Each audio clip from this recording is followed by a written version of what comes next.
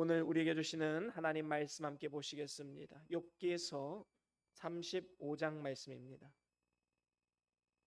욥기서 35장 9절에서 11절까지 말씀을 우리 같이 보시겠습니다.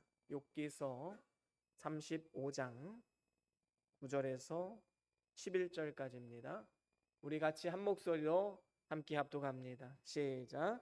사람은 학대가 많음으로 부르짖으며 군주들의 힘에 눌려 소리치나 나를 지으신 하나님은 어디 계시냐고 하며 밤에 노래를 주시는 자가 어디 계시냐고 말하는 자가 없구나. 땅의 짐승들보다도 우리를 더욱 가르치시고 하늘의 새들보다도 우리를 더욱 지혜롭게 하시는 이가 어디 계시냐고 말하는 이도 없구나. 아멘. 우리 말씀 들고 함께 선포하시겠습니다. 시작. 주의 말씀은 내 발의 등이요 내 길의 빛이 되십니다. 주여 말씀하옵소서. 주의 종이 듣겠나이다. 아멘. 아멘. 예, 오늘은 욥기서 35장 9절에서 11절 말씀으로 영혼의 영적인 밤에 부르는 노래라는 제목으로 함께 말씀을 나눠보길 원합니다. 하루 동안 낮과 밤이 있는 것처럼 우리의 삶 가운데도 낮과 같이 밝을 때가 있는가 하면 밤과 같이 어두울 때도 물론 있습니다. 낮과 같은 때는 건강하고 성공하고 환영받고 부요하고 평안하고 형통한 때를 말하지요. 반면에 밤과 같은 때는 어떤 때입니까? 병약하고 실패하고 배척받고 가난하고 환난을 당하고 결국에 죽는 것, 이 모든 것이 밤과 같은 때입니다. 우리 중에 누구든지 낮을 원하고 밤을 원하지는 않지만 인생의 어두운 밤, 영적인 밤은 누구에게나 찾아오게 됩니다. 다시 말하면 악인에게만 밤이 찾아오는 것이 아니라 의인들에게도 영적인 밤은 찾아오게 되는 것이지요. 하지만 의인과 악인의 궁극적인 차이가 있습니다. 그것은 시편 34편에 나오고 있지요. 우리 같이 한번 읽어볼까요? 시편 34편 19절 말씀입니다. 우리 같이 한 목소리로 합독합니다. 시작. 의인은 고난이 많으나 여호와께서 그 모든 고난에서 건지시는도다. 아멘. 그렇습니다. 하나님은 의인을 향해서 고난이 없을 것이다 라고 절대로 말하지 않으셨습니다. 고난이 오히려 많을 것이다 라고 말씀하셨지요. 그런데 오히려 의인에게 고난이 많이 있겠지만 그 모든 고난에서 건지시겠다라고 분명히 약속해 주셨습니다. 그렇습니다. 여러분, 불교에서도요, 인간이 일생 동안 당하는 고난과 번뇌에 대해서 8만 4천 가지가 있다라고 그렇게 말을 하지요. 우리나라의 민족 유산인 8만 대장경 숫자가 바로 여기서 나온 것 아니겠습니까? 그런데 이 영적인 깊은 밤에 노래할 수 있는 비결은 제시해 주지 못합니다. 이것은 오직 하나님의 택함 받은 백성들만 밤중에 노래할 수가 있는 것이지요. 오직 우리 하나님만이 성도들로 하여금 영적인 밤에 노래하게 하시는 줄로 믿습니다. 시편 42편에 보면 또 이런 말씀이 있습니다. 우리 같이 한번 읽어보겠습니다. 시편 42편 8절 말씀입니다. 시작. 낮에는 여호와께서 그 인자하심을 베푸시고 밤에는 그 찬송이 내게 있어 생명의 하나님께 기도하리로다. 아멘. 그렇습니다. 낮에는 여호와께 그 인자하심을 베푸신다. 그리고 밤에는 어떻습니까? 그 찬송이 내게 있어 생명의 하나님께 기도하노라 라고 그렇게 고백을 하고 있습니다. 그렇습니다. 낮이든 밤이든 우리가 이러한 은혜를 누리기 때문에 우리는 범사에 감사하며 항상 기뻐하라는 하나님 말씀에 순종하며 살아갈 수 있게 되는 것이지요. 그렇다면 영적인 이 깊은 밤이 우리에게 찾아왔을 때 우리가 어떻게 하면 하나님 앞에 노래를 올려드릴 수 있는가? 거기에 대해서 오늘 본문을 통해서 세 가지로 함께 말씀을 나눠보길 원합니다. 우리의 삶 가운데 영적인 밤이 찾아왔을 때 노래하려면 첫 번째로는 영적인 밤에 하나님께 부르짖으라라는 것입니다. 이것은 하나님 앞에 간구를 말하는 것이지요. 하나님께서는 아모스서에 말씀한 것처럼 사망의 그늘로 아침이 되게 하시고 백주로 어두운 밤이 되게 하시는 능력의 하나님이십니다. 또 이사야서에 말씀한 것처럼 하나님은 빛도 짓고 어두움도 지으셨을 뿐만 아니라 평안도 짓고 환란도 창조하셨다라고 말씀하셨습니다. 이와 같이 하나님께서 우리에게 영적인 깊은 밤을 주시는데 이 어두움과 환란을 주시는 이유가 무엇일까요? 그것으로 하여금 하나님께 부르짖게 하기 위함입니다. 그런데 오늘 본문 9절에 보니까 이렇게 말씀을 합니다. 사람은 학대가 많음으로 부르짖으며 군주들의 힘에 눌려 소리치나 라고 말씀하고 있지요. 여러분, 지금 부르짖는 이유가 무엇입니까? 학대가 많은 이 세상 속에서 구원을 요청하는 것이지요. 부르짖는 것입니다. 사람이 사람을 학대하는 것은 하나님이 미워하시는 죄입니다. 그런데 죄가 간영하는 이 세상에서는 부자가 가난한 자를 학대하고 권세 있는 자가 그렇지 않은 자를 학대하고 직장에서 윗사람이 아랫사람을 학대하고 가정에서 부모가 자녀를, 자녀가 부모를 학대하고 또 남편이 아내를, 아내가 남편을 학대하는 그런 죄악된 이 세상을 우리는 살아가고 있습니다. 하지만 안타까운 사실은 무엇입니까? 그건 두 가지가 있는데요. 한 가지는 뭐냐 하면 이 학대받는 자들은 많은데 세상에는 위로자가 없다라는 겁니다. 정말로 우리를 위로하고 건져내 줄 자가 없다라는 것이지요. 전도서 4장 1절에 보면 이렇게 말씀을 합니다. 우리 같이 읽어봅니다. 시작. 내가 돌이켜 해 아래서 행하는 모든 학대를 보았도다. 오라, 학대받는 자가 눈물을 흘리되 저희에게 위로자가 없도다. 저희를 학대하는 자의 손에는 권세가 있으나 저희에게는 위로자가 없도다. 아멘. 그렇습니다. 군주들의 힘에 눌려서 도움을 받으려고 부르짖고 있지만 세상에는 도움을 받을 곳이 없다라는 것입니다. 그래서 학대받는 자가 눈물을 흘리되 저희에게 위로자가 없다라고 그렇게 말씀하는 것이지요. 아무리 돈이 많고 큰 권세가 있어도 전혀 도움이 되지 못하는 것입니다. 많은 사람들이 혹시 모를 환란의 밤을 위해서 보험도 가입하고 저축도 들어놓고 많은 준비를 하며 살아가고 있지만 이 모든 것들로도 영적인 밤의 슬픔과 손실을 전부 다 보상받지 못합니다. 또한 이러한 환란 가운데서도 이방 종교가 도움을 주지 못하고 부모나 친구들도 완전한 도움이 되지 못합니다.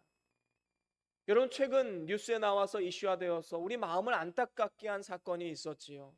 캄보디아의 범죄 단지가 여러 군데 있는데 그곳에 납치되어 감금당해서 그곳에서 범죄에 이용되고 있는 우리나라 청년들이 수도 없이 많다고 합니다.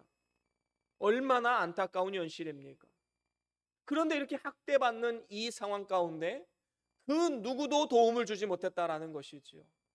대사관도 아무 일 하지 않았고 현지 경찰도 다 눈 감아 주었고 그 누구도 도움의 손길을 베풀지 못했습니다.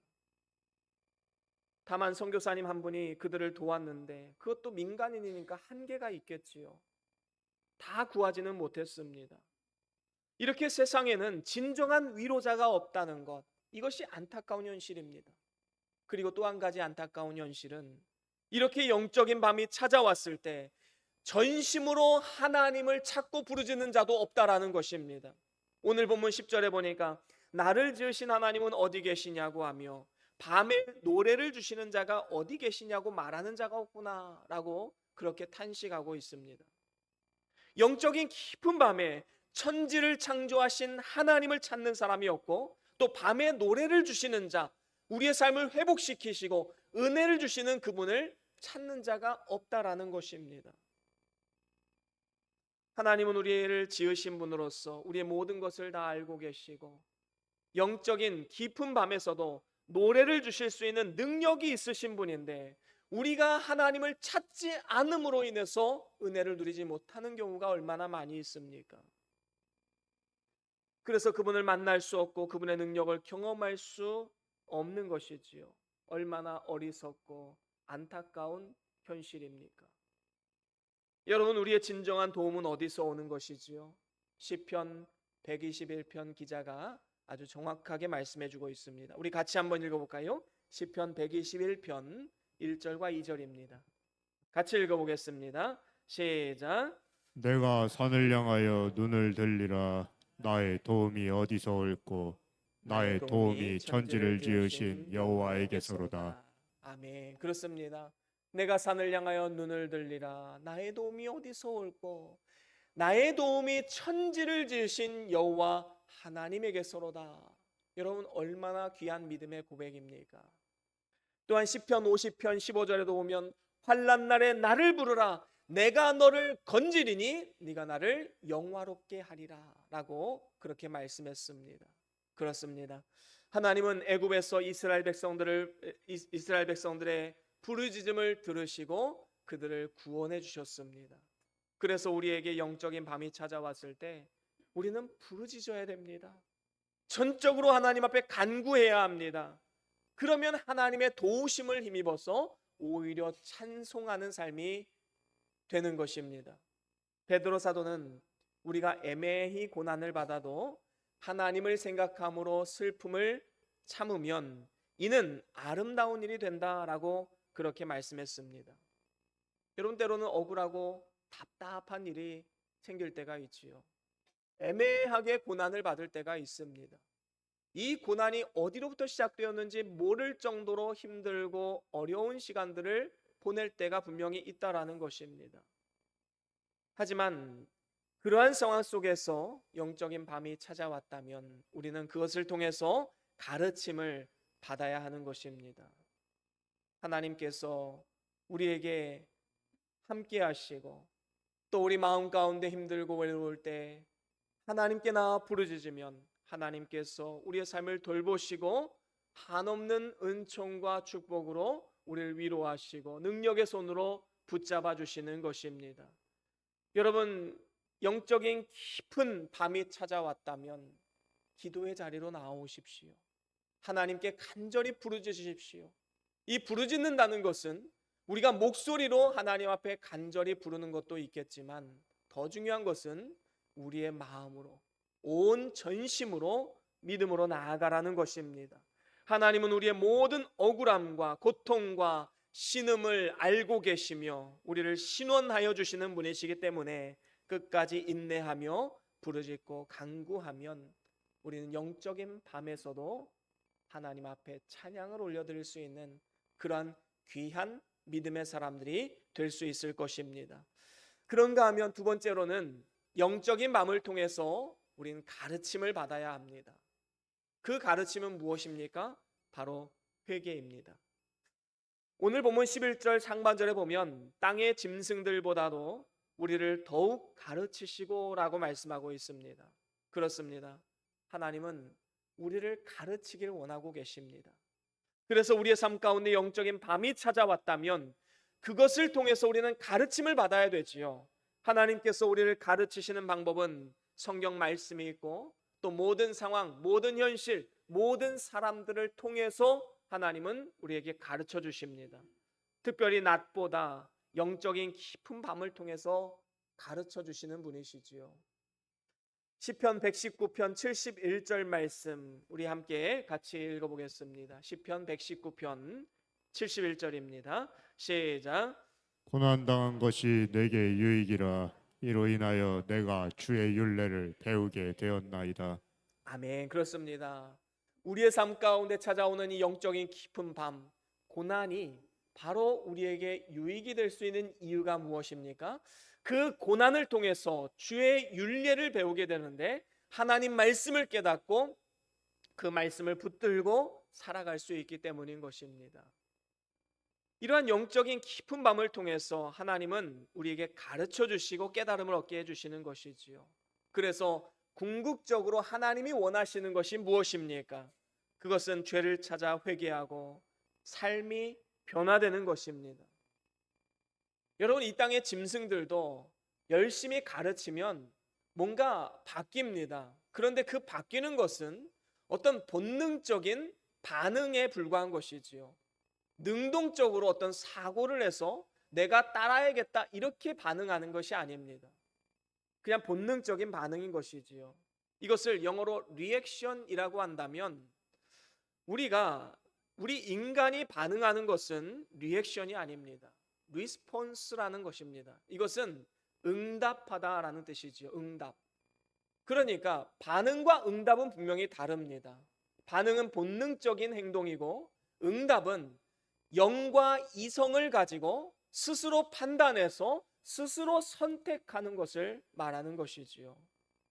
동물에게는 영과 이성이 없습니다. 그래서 반응만 할 뿐이지만 우리 인간에게는 영과 이성이 있습니다. 그래서 응답하고 반성할 수가 있는 것이지요. 욥은 영적인 깊은 밤이 찾아왔을 때 그가 밝은 낮에 살았던 그때에는 깨닫지 못했던 내 안에 있는 그 부패성, 그것을 깨닫게 되었습니다. 그래서 이것을 회개함으로써 그는 갑절의 축복을 받아들일 수 있었던 것이지요. 여러분, 고난은 멸망으로 치닫고 있는 우리의 삶에 브레이크를 걸어주는 것과 똑같습니다. 우리가 평안할 때에는 자기중심적인 삶에 취해서 하나님의 음성을 잘 듣지 못합니다. 일상의 분주함과 성공에 대한 집착, 소유에 대한 갈망, 이런 것들로 인해서 영적인 깊은 잠에 빠져버리게 만드는 것이지요. 하지만 우리의 삶 가운데 이 고난이라는 영적인 깊은 밤이 찾아오게 되면 하나님은 강제로 우리를 멈추십니다. 죄악으로 치닫고 있는 우리의 삶을 브레이크를 걸어버리시는 거지요. 그때 우리가 해야 될 일이 무엇입니까? 바로 우리 자신의 내면을 돌아보는 것입니다. 그리고 우리는 하나님께 회개해야 합니다. 변화를 갈망해야 합니다. 하나님 앞에 회개하는 것은 방향의 전환입니다. 가던 길을 그대로 가면서 회개하는 것은 진정한 회개가 아니지요. 유턴을 해야 합니다. 하나님께로 유턴해서 돌아오는 것이 진정한 회개다라는 것이지요. 지금까지 걸어갔던 모든 죄악의 길, 그리고 세상의 길을 떠나서 이제 방향을 전환해서 그리스도의 길을 걷기로 결단한 것입니다. 여러분, 지금 영적인 깊은 밤을 통과하고 계신다면 그 시간을 무의미하게 보내지 않기를 원합니다. 고난은 고통스럽지만 그것을 통해서 하나님이 주시는 가르침은 영원한 것입니다. 고난은 잠시뿐입니다. 하지만 하나님의 은총과 축복은 영원한 것입니다. 그래서 회개를 통한 삶의 변화는 우리에게 영원한 유익을 주게 되는 것이지요. 삶 가운데 내 힘으로 어찌해 볼 수 없는 그러한 고통이 찾아왔다면, 어려움이 찾아왔다면 이렇게 기도해 보십시오. 주님, 이 고난을 통해서 내가 무엇을 깨닫기를 원하십니까? 가르쳐 주십시오. 제가 고집스럽게 붙잡고 있는 내 마음의 우상과 같은 것은 혹시 있지 않습니까? 주님, 가르쳐 주십시오. 제가 주의 길을 걸어가겠습니다. 이렇게 우리가 기도해야 될 줄로 믿습니다. 그러면 하나님께서 우리의 눈에 눈물을 닦아주시고 뿐만 아니라 그 눈물을 닦은 손으로 우리 마음을 어루만져 주시고 정결하게 해 주실 줄로 믿습니다. 저와 여러분들이 영적인 깊은 밤을 통해서 하나님이 주시는 귀한 가르침을 잘 받아서 주님의 뜻대로 삶이 변화되고 이제는 하나님 안에서 기쁨과 감사가 넘치고 날로 날로 새로워지는 복된 삶이 다 될 수 있기를 주의 이름으로 간절히 축원합니다. 그런가 하면 마지막으로 세 번째로는 영적인 밤을 통해서 지혜를 얻어야 합니다. 이것은 하나님을 의뢰하는 것이지요. 오늘 본문 11절 하반절에 보니까 이렇게 말씀을 합니다. 하늘의 새들보다도 우리를 더욱 지혜롭게 하시는 이가 어디 계시냐고 말하는 이도 없구나라고 말씀합니다. 여러분, 어리석은 인간은요, 자기를 지혜롭게 하시는 분을 찾지 않는다는 말씀을 지금 하고 있는 것입니다. 한마디로 고난을 낭비하는 것입니다. 여러분, 하나님께서는 영적인 깊은 밤을 통해서 우리로 하여금 지혜를 얻게 하시는 것입니다. 지혜란 무엇입니까? 모든 처사를 바르게 하는 슬기이지요. 사실 우리가 지혜를 얻는 것은 평안할 때보다 환난의 때에 더 크게 얻을 수가 있는 것입니다. 여러분, 만약에 항상 따뜻한 여름만 있다라고 생각해 보십시오. 그러면 뭐 들에 뭐 수많은 과일과 오곡백과가 많이 있겠지요. 그러면 사람들은 게을러집니다. 그래서 발전하기 힘든 것이지요. 하지만 추운 곳에서 살면서 부족한 것이 많은 사람들은 날마다 지혜를 배우고 성장합니다. 발전합니다. 그래서 환난은 평안한 때보다 훨씬 더 크고 많은 생활의 지혜를 얻게 되는 것이지요. 그렇다면 이러한 영적인 밤을 통해서 우리가 얻는 지혜가 무엇입니까? 그것은 자기를 의뢰하지 말고 오직 하나님만을 의뢰하라라는 것입니다. 고린도후서 1장 8절과 9절에 보면 이렇게 말씀합니다. 우리 같이 함께 읽어보겠습니다. 고린도후서 1장 8절과 9절입니다. 시작. 형제들아, 우리가 아시아에서 당한 환란을 너희가 알지 못하기를 원치 아니하노니 힘에 지나도록 심한 고생을 받아 살 소망까지 끊어지고 우리 마음에 사형 선고를 받은 줄 알았으니 이는 우리로 자기를 의뢰하지 말고 오직 죽은 자를 다시 살리시는 하나님만 의뢰하게 하심이라. 아멘. 그렇습니다. 여러분, 지금 사도 바울은요, 아시아에서 힘에 지나도록 심한 고생을 받아서 살 소망까지 끊어지게 되었습니다. 그리고 마치 사형 선고를 받은 것과 같은 절망에 빠지게 되었지요. 이것은 지금 사도 바울이 자기의 힘으로는 벗어날 수 없는 그 깊은 수렁에 빠져들고 있다라는 것입니다. 절대적인 한계 상황에 봉착하게 된 것이지요. 우리에게도 이와 같은 영적인 밤이 있을 수 있습니다. 그것은 질병이 될 수도 있고 경제적인 어려움이 될 수도 있고 도저히 회복될 수 없을 것 같은 관계의 깨어짐이 있을 것입니다. 또 믿음으로 살고자 했지만 그럼에도 불구하고 찾아오는 깊은 영적인 침체가 있을 수도 있습니다. 이러한 영적인 깊은 밤이 깊어질수록 우리는 본능적으로 무언가를 의지하려고 하지요. 어떤 사람은 돈을 의지하려고 하고 어떤 사람은 사람, 인맥을 의지하기도 합니다. 세상의 수단과 방법을 다 강구해서 이겨내려고 합니다. 하지만 고난의 본질은 우리가 의지하는 인간적인 도구, 인간적인 수단이 소용이 없음을 처절하게 깨닫게 되는 것이지요.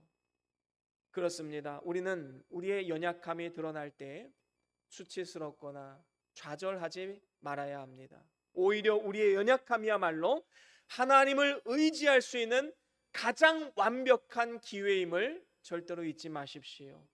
내 안에 힘이 남아 있을 때에는 하나님을 의지하는 척 했었지만 사형 선고를 받은 듯한 절망 속에서는 오직 하나님을 바라보고 매달리는 것 외에는 다른 선택지가 없는 것입니다. 그래서 우리가 스스로의 교만을 십자가 앞에 내려놓고 주님, 저는 아무것도 할 수 없습니다. 오직 주님만이 나의 전부이십니다 라고 고백할 때 비로소 참된 의뢰가 시작되게 되는 것이지요. 그렇게 자신을 하나님 앞에 굴복시키는 것이 진정한 지혜인 것입니다. 모세는 자기 지식과 권력과 완력으로 애굽에서 자기 민족을 구원하려 했을 때는 실패했지요. 그런데 그 이후로 40년 동안 미디안에서 목자 생활을 하면서 자신의 교만, 자신의 생각 다 내려놓게 되는 것입니다. 그렇게 낮아져서 아무것도 할 수 없는 자가 되었을 때 그때 하나님이 모세를 부르십니다. 그리고 애굽으로 보내시고 결국에 히브리 민족을 구원해 내신 것이지요. 인간은 어리석고 미련해서 낮과 같이 평안하고 즐거움만 가득할 때에는 세상에 속하기를 좋아합니다. 그래서 하나님께서는 때로는 환난의 밤을 통해서 우리에게 지혜를 얻게 하셔서 세상에 속하지 않고 깨어 하나님만 의뢰하게 함으로써 영적인 밤중에도 노래할 수 있게 만드시는 것입니다. 여러분, 지금 여러분들의 삶 가운데 깊고 어두운 영적인 그림자가 드리워져 있다면 주님께서 그 밤을 통해서 여러분들에게 주시고자 하는 지혜가 무엇인지를 한번 깊이 묵상해 보십시오. 그 지혜는 바로 나 자신을 의지하지 말고 하나님을 의뢰하라라는 것입니다. 여러분, 우리는 각자 하나님이 정하신 분량의 고난을 가지고 살아갑니다. 우리가 보기에는 걱정과 근심이 없는 사람처럼 보일지라도 그 깊은 내면을 들여다보면 각자가 가진 고난과 슬픔과 어려운 고통들이 다 한두 가지씩은 있게 마련이지요. 그 고난의 밤을 우리는 절대로 낭비해서는 안 됩니다. 그 밤을 두려워해서도 안 됩니다. 오히려 영적인 밤이 깊을수록 우리의 삶 가운데는 그리스도의 빛이 선명하게 드리워질 기회다라는 것입니다. 그 믿음을 가지고 오직 하나님만 의뢰하며 믿음으로 담대하게 나아가는 그러한 지혜로운 성도들이 되어야 될 줄로 믿습니다. 이제 말씀을 마무리합니다. 밤이 깊었다는 것은 그만큼 낮이 가까워졌다는 증거입니다. 그리고 하나님의 이름을 경외하는 자에게 의로운 해가 떠올라서 치료하는 광선을 바라며 외양간에서 나온 송아지와 같이 뛸 때가 가까워졌다는 증거이지요. 그렇기 때문에 우리는 낮에 대한 소망을 가져야 합니다. 영적인 밤에도 노래할 수 있는 비결을 우리는 누려야 되는 것입니다. 그것은 세 가지로 말씀드렸지요. 첫 번째로는 영적인 밤에 하나님을 부르짖으십시오. 하나님 앞에 간절히 구하십시오. 두 번째로는 영적인 밤을 통해서 가르침을 받아서 회개에 힘써야 합니다.